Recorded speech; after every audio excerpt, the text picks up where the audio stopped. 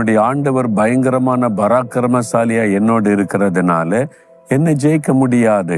அவங்க தோத்து போவாங்க, வெட்கப்பட்டு போவாங்க. அப்படிதான் அந்த பக்தன் சொல்லுகிறார். இப்படி அநேக சம்பவங்கள் வேதத்தில் எழுதப்பட்டு இருக்கிறது. உங்க வாழ்க்கையில கூட இன்றைக்கு ஏதோ ஒரு காரியம் உங்களை பயப்படுத்துகிற பயங்கரமான பிரச்சனையாய் வந்திருக்கிறது. ஆனா ஆண்டவர் சொல்லுகிறார், அதெல்லாம் ஒண்ணுமில்லாமல் போய்விடும். நீங்கள் பயப்படுகிறபடி ஒன்றும் நடக்காது. அவைகளை ஒன்றுமில்லாமல் செய்கிற பயங்கரமான தேவன் உங்களோடு கூட இருக்கிறார். நீங்க அதை விசுவாசித்து, என்னுடைய ஆண்டவர் பயங்கரமான பராக்கிரமசாலியாக என்னோடு இருக்கிறார், ஆகவே என் சத்துருக்களை என்னை மேற்கொள்ள முடியாது, இந்த பிரச்சனை என்னை மேற்கொள்ள முடியாது, இந்த வியாதி என்னை முடக்கிவிட முடியாது, இந்த பயங்கரமான தேவைகள் என்னை கலங்க பண்ண முடியாது. என்னால் என்னுடைய தேவன் பயங்கரமான காரியம் செய்கிறவர். விசுவாசிக்கிறீங்களா? அப்படி சொல்றீங்களா?